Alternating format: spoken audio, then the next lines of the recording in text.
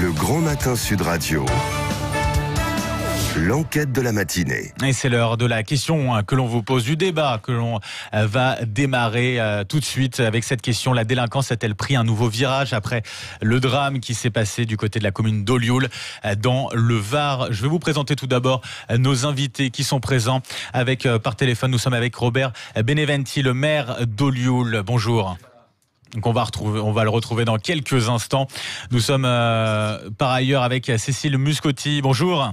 Bonjour. Vous êtes là, député LREM de la deuxième circonscription du Var. Et puis en studio, à mes côtés, Benoît Barret, secrétaire national adjoint du syndicat Alliance Police. Bonjour. Oui, bonjour. Et avant de débuter ce débat, on va faire un premier point sur les votes sur notre compte Twitter Sud Radio. Alors Mathilde Chouin, vous nous avez rejoint. Qu'est-ce que ça donne pour le moment? Oui, la réponse est assez claire. C'est oui à 77%, non à 23%. Oui, elle a un nouveau visage, nous écrit Loïc, mais elle se radicalise, elle devient de plus en plus violente. Plus généralement, c'est la société qui devient de plus en plus violente aussi pour Paysan 47. Pour Cédric, il serait temps de durcir les règles. Alors la délinquance a-t-elle pris un nouveau virage? On attend vos réactions au 0826 300 300 ou sur le compte Twitter de Sud Radio. Et on va commencer par la réaction d'un de nos auditeurs qui nous a appelé au 0826 300 300. C'est Marc de Valence. Bonjour Marc. Oui, bonjour. Alors justement, qu'est-ce que vous en pensez? La délinquance a-t-elle pris un nouveau virage après ce qu'on a vécu dimanche? Est-ce que ça symbolise ce nouveau virage? Alors, comment dire, moi je suis assez mitigé sur le sujet parce que j'ai l'impression que ça a toujours existé, mais peut-être avec aujourd'hui il y a le prisme des médias qui fait en sorte l'information va plus vite, s'étale sur beaucoup plus de personnes. Ce qui fait qu'on a l'impression qu'il y en a beaucoup plus, alors que si on remonte un petit peu dans l'histoire, dans les années 70, sur Marseille, sur du côté Toulon, de Marseille, la famille Zampa, enfin les grandes familles de la mafia. En plus, moi je fais une petite différenciation entre... alors vous me direz c'est de la sémantique, mais la délinquance et le grand banditisme, si vous voulez, des réseaux bien établis, des réseaux bien établis qui ne vivent que par ça et que pour ça, c'est une chose, et les petits voyous occasionnels de l'adolescence où on fait beaucoup de bêtises et qui tombent dans la petite délinquance, pour moi c'est deux choses différentes. Et j'ai l'impression qu'il n'y en a pas plus qu'avant. C'est pas forcément plus violent. Et pour exemple, de l'avoir vécu entre guillemets, j'ai 63 ans bientôt et dans mon adolescence, j'habitais dans la banlieue est parisienne, dite la banlieue rouge, et j'ai eu l'occasion de voir, je sais pas, j'avais 13-14 ans, des bagarres rangées de façon hebdomadaire ou mensuelle, où j'ai vu de mes yeux 70 motos d'un côté, qui s'affrontaient avec une cinquantaine de motards de clans adverses, avec des lames de rasoir entre les mains, des chaînes à vélo. C'était dans les années 65, 70. Alors pour vous, il y a quelques temps. Pour vous, Marc, il n'y a pas eu d'évolution en tout cas. Il n'y a pas plus de violence. Alors merci beaucoup, Marc, d'avoir réagi. Vous restez avec nous. J'ai vu Benoît Barret. Vous avez l'air pas du tout d'accord à ce que disait notre auditeur. C'est pas plus violent. Il n'y a pas eu d'évolution à ce niveau-là. Écoutez, moi en tant que policier, je pense que je vois le contraire. Bien sûr que oui, c'est plus violent. Vous êtes secrétaire national adjoint d'Alliance Police. Oui, tout à fait. Bien sûr que oui, c'est plus violent. D'ailleurs, juste pour revenir sur ce qui s'est passé au Lioul, faut quand même pas oublier qu'il y a quand même 2 victimes collatérales. Une dame qui était sur le scooter, conduit par son mari. Parce qu'auparavant, on parle de violence, de grand banditisme ou autre. Mais là, attendez, c'est un petit peu différent tout de même.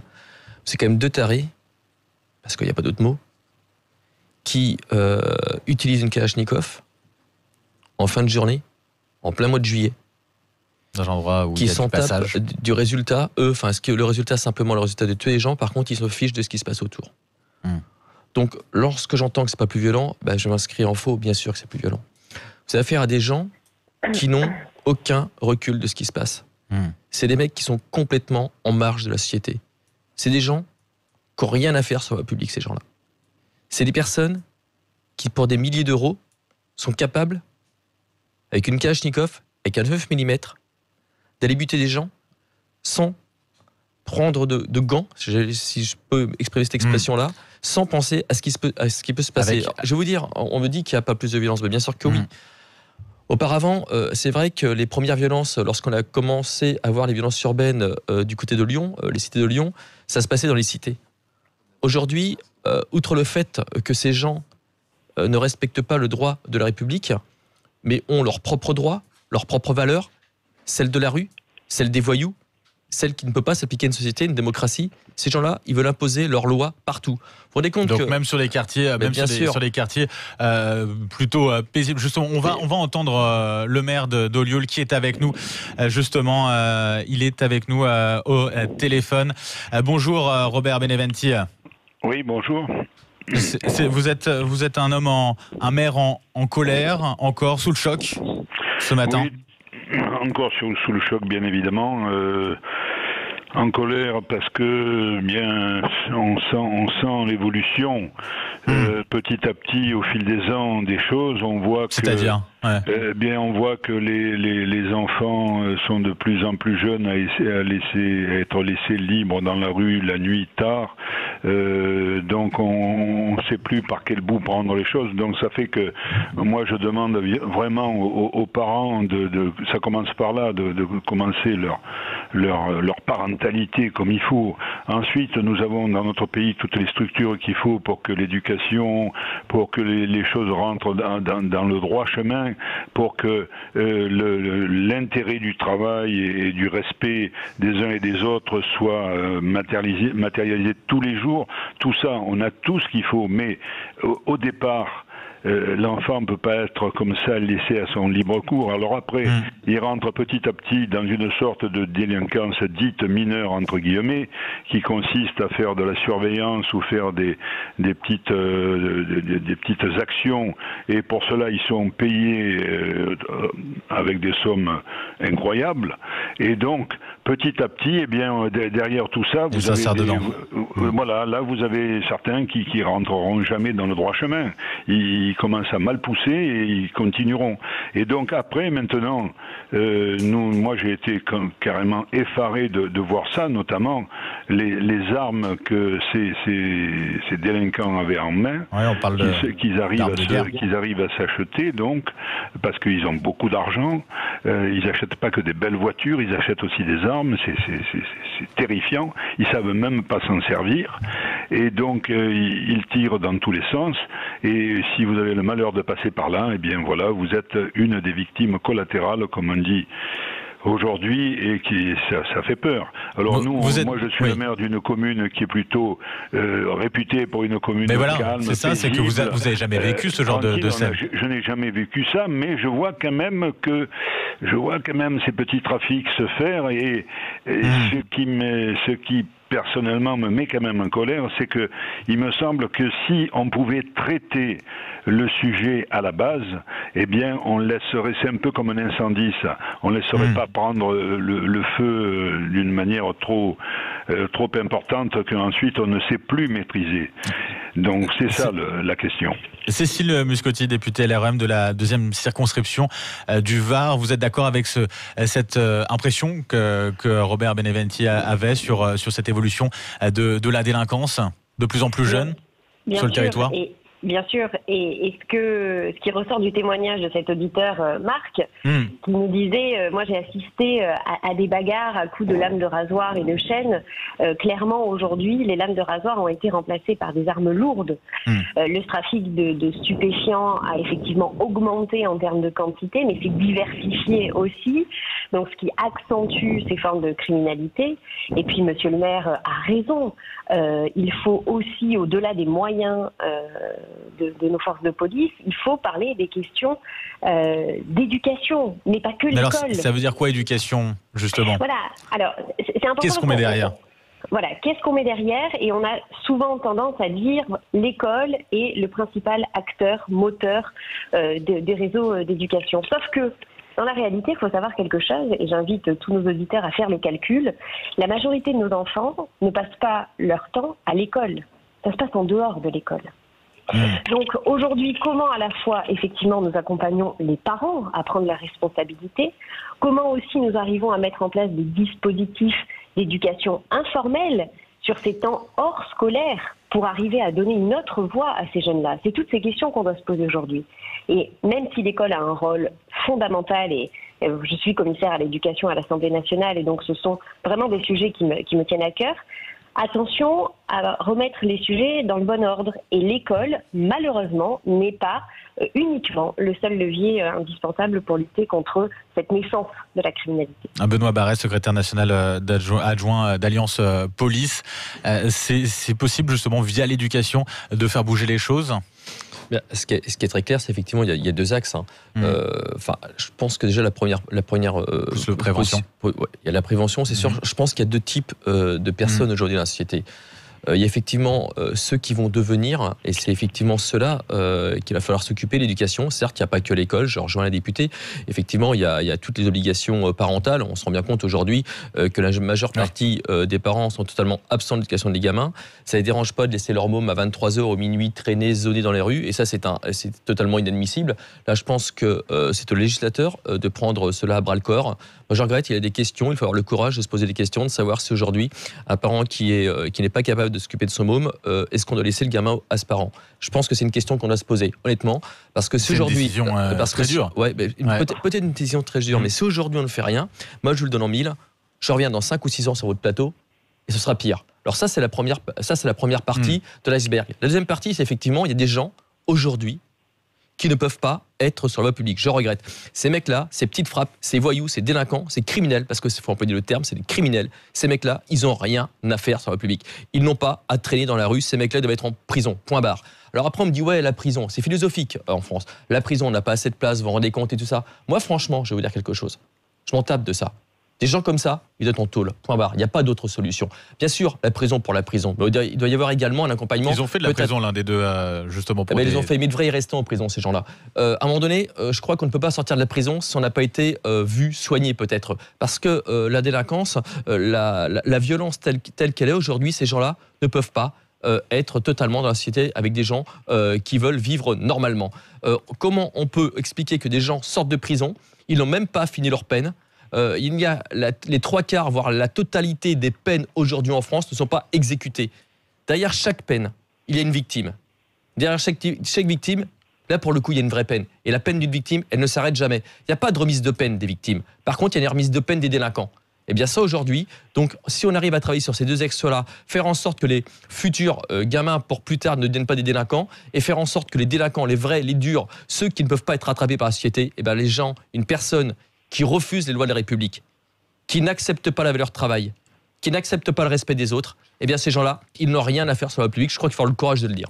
Robert, Sophie Muscotti, députée LREM de la deuxième circonscription du Var. Cécile, pardonnez-moi. Non, je vous en prie. Simplement sur la question de retirer l'enfant du cercle familial et de l'autorité parentale, je veux juste tout petit peu nuancer parce que malheureusement dans les études, lorsqu'on regarde le taux de délinquance, il est bien plus prononcé lorsque l'enfant se retrouve placé dans nos systèmes d'aide sociale à l'enfance que lorsqu'il est maintenu dans le cercle parental. Donc il faut quand même reposer un tout petit peu les choses là-dessus. Après, le débat de la prison est évidemment large et il faut se poser les questions des moyens de la justice et du suivi. Moi, j'entends aussi, quand je visite les centres pénitentiaires, que malheureusement, la prison est parfois l'école du crime. Donc, j'ouvre comme ça un grand débat et il faut qu'on l'ait, mais il faut un tout petit peu nuancer, malheureusement. Et on va continuer le débat, bien sûr. C'est l'info-vérité. La délinquance a-t-elle pris un nouveau virage ? On parle bien sûr de la fusillade à Olioul avec nos invités, Robert Beneventi, maire d'Olioul, Cécile Muscotti, députée LREM de la deuxième circonscription du Var, et Benoît Barret, secrétaire national adjoint du syndicat Alliance Police. On continue le débat justement dans quelques instants. Avec évidemment tous vos coups de fil qui continuent d'arriver au 0826 300 300. Vous avez la parole via également les réseaux sociaux. Sachez qu'après ce débat de l'info-vérité, on verra comment renouer justement encore un beau lien entre consommateurs et vous, les producteurs. Ce sera un reportage de la rédaction de Sud Radio, signé Christine Bouillot. Sud Radio, 6h-10h, le grand matin été. Chez Total Direct Énergie, nous savons que vous préférez les douches au bain. C'est pas Versailles ici. Que vous couvrez vos casseroles en cuisinant. C'est pas Versailles ici. Et que vous éteignez toujours la lumière derrière vos enfants. C'est pas Versailles ici.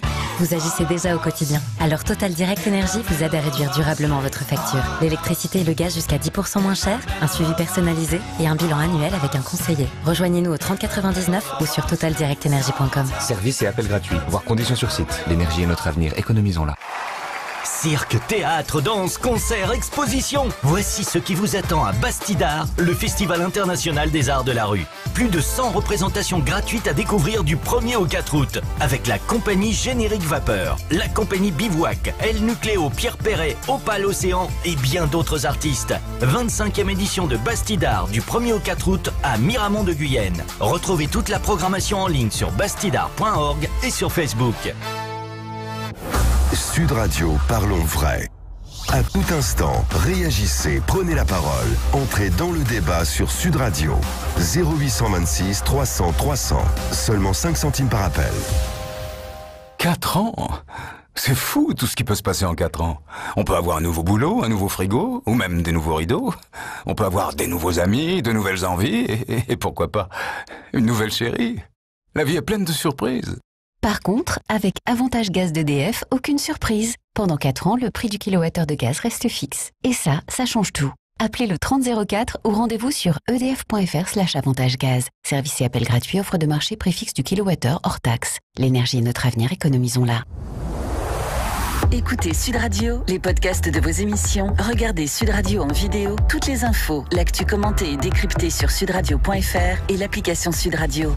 Découvrez le nouveau site sudradio.fr, la nouvelle appli sur votre téléphone et écoutez Sud Radio à tout instant.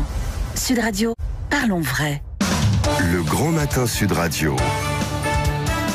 L'enquête de la matinée. Et l'enquête de la matinée se poursuit, Benjamin, avec le sujet de ce matin. La délinquance a-t-elle pris un nouveau visage? Ouais, c'est la question que l'on se pose avec vous, 0826 300 300. Puis avec nos invités, Robert Beneventi, le maire d'Olioul, Cécile Muscotti, députée LREM de la 2e circonscription du Var, et puis Benoît Barret, secrétaire national adjoint du syndicat Alliance Police. Avec nous aussi Mathilde Chouan. On va faire un point sur les votes sur les réseaux sociaux, sur notre compte Twitter Sud Radio. Alors la délinquance a-t-elle pris un nouveau virage, Mathilde? Oui, 78% pour nos auditeurs et internautes, 22% non.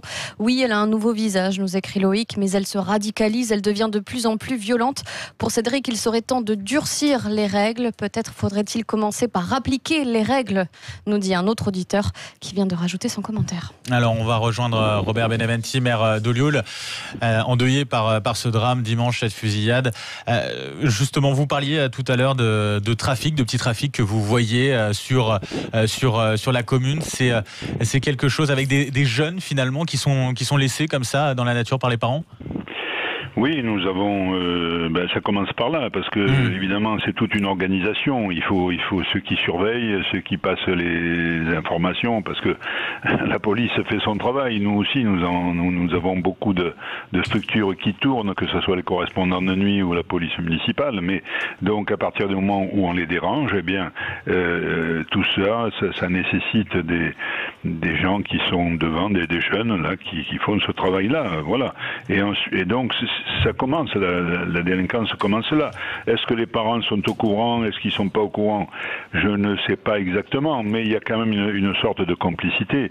Et quelque part, il y a aussi, est-ce que les consommateurs sont bien conscients de ceux qui sont en train d'alimenter lorsqu'ils viennent acheter cette drogue, parce que les consommateurs... Ça, c'est votre message aussi, justement. Et oui, parce que c'est une responsabilité collective. Et donc, ça, il faut faire attention. Et c'est là, l'évolution vient de là. Pourquoi? Parce que ça génère trop d'argent. Et donc, tout ça, ensuite, et ça donne des moyens aux malfrats pour acheter ce qu'ils ont acheté, et donc ça devient de plus en plus violent. Voilà. Ouais. Et donc, ce qu'il y a, à mon sens, également, c'est, j'y reviens beaucoup là-dessus, c'est la parentalité, les parents. Il y a des structures qui existent, il y a des associations, il faut les soutenir. Il y a donc une maman seule, il y en a beaucoup, qui se débrouille tant bien que mal pour élever leurs enfants. Les enfants, dès qu'ils deviennent un peu grands, ados, tout ça, ils sont très difficiles sur le plan caractère à gérer. Eh bien là, il faut les aider. Il faut surtout pas leur lever. Moi, je ne pense pas qu'il faille lever les enfants aux parents. Ce serait la pire des choses. Mais par contre, les parents, il faut les aider, il faut les accompagner et voir qu'ils sont plus seuls, qu'il y ait quelqu'un qui a un cadre et qu'il y a un espoir pour eux et pour leurs enfants. Alors, on a eu ces derniers mois des gros trafics qui ont été stoppés par la police, notamment sur Toulon ou la Seine-sur-Mer. Benoît Barret, donc secrétaire national adjoint du syndicat Alliance Police, ça veut dire quoi? Ça veut dire que quand vous menez ces opérations, les trafics se déplacent aussi? Bien sûr. La délinquance, le propre de la délinquance, c'est s'adapter aux moyens de la police. C'est ça, le problème. Encore si les moyens de la police étaient géniaux, je veux dire, ce serait parfait ça. Dire sur les super moyens, ça serait génial. Sauf que c'est pas le cas. Aujourd'hui, ça fait des années et des années qu'on lutte et qu'on se bat pour que la procédure pénale soit simplifiée. Et en fait, le législateur, je crois qu'il y a, je ne sais pas si la députée est toujours à l'antenne. Elle est là. Ouais. Elle est là, parfait. Oui. On a vu des députés, des sénateurs. On aura parlé du problème de la procédure pénale, mais on avait l'espoir, franchement, nous policiers, de faire en sorte que ça aille plus vite. Aujourd'hui, c'est la douche froide. Vous vous rendez compte aujourd'hui que les collègues, je parle des collègues des stupes, ou n'importe les collègues des mineurs, enfin de la famille, et ces collègues, ils croulent sous les dossiers. 200, 300 dossiers par enquêteur. Qu'est-ce que vous voulez que les enquêteurs puissent faire correctement leur travail s'ils ont 300 dossiers par tête de pipe? Ensuite, vous me dites, bah oui, quand les opérations, ça fonctionne bien, encore faut-il que les flics soient sur le terrain. Aujourd'hui, la police nationale continue toujours à faire le travail d'autres administrations. Je prends l'exemple des transfèrements. Mais est-ce que c'est encore aux policiers d'aller chercher un mec qui est en tôle, d'aller le présenter à un magistrat? Est-ce que c'est encore aux policiers d'aller garder un mec qui va se faire arracher une dent à l'hôpital? Est-ce que ça, c'est le rôle de la police? La réponse, elle est claire, c'est non.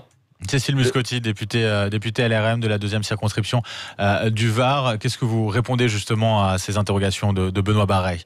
Effectivement, vous avez raison, monsieur, puisque c'est un véritable problème que de la lourdeur administrative des procédures qui empêche finalement nos fonctionnaires de police de faire leur cœur de métier et d'être sur le terrain.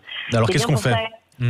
A été engagée une réforme de la justice qui s'est faite, et la méthode était extrêmement intéressante, non pas par des sachants isolés dans un bureau, mais bien par des représentants et des fonctionnaires de police et des représentants de la justice pour essayer de comprendre comment cette procédure pénale ne correspondait pas à la réalité vécue sur le terrain. Et c'est bien pour ça aujourd'hui, alors il faut toujours du temps malheureusement, entre le moment où on met en place une réforme, le moment où elle s'applique et le moment où on la rectifie aussi, parce que tout n'est jamais complètement juste, mais c'est un sujet sur lequel nos magistrats et nos policiers se sont penchés, et c'est une réforme qui a abouti.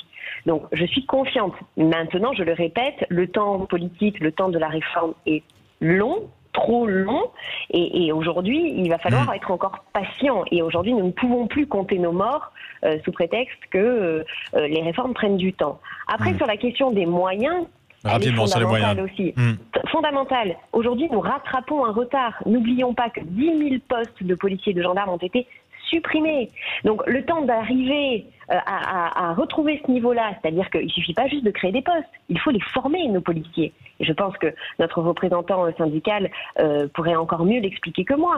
Donc, abondant, oui, mais malheureusement, il faut rattraper ce retard et ces décisions politiques trop graves qui ont été prises il y a des années de suppression de postes. Merci à vous, Cécile Muscotti. En un mot, Benoît Barret, juste très rapidement, parce qu'on va conclure ce débat. En un mot, très rapidement, ce que j'ai envie de vous dire, c'est à votre antenne, c'est combien je suis fier de représenter les policiers, parce que depuis maintenant de longs mois, la police est traînée dans la boue, et ça, on ne l'accepte pas. On ne l'accepte pas de traîner les policiers dans la boue.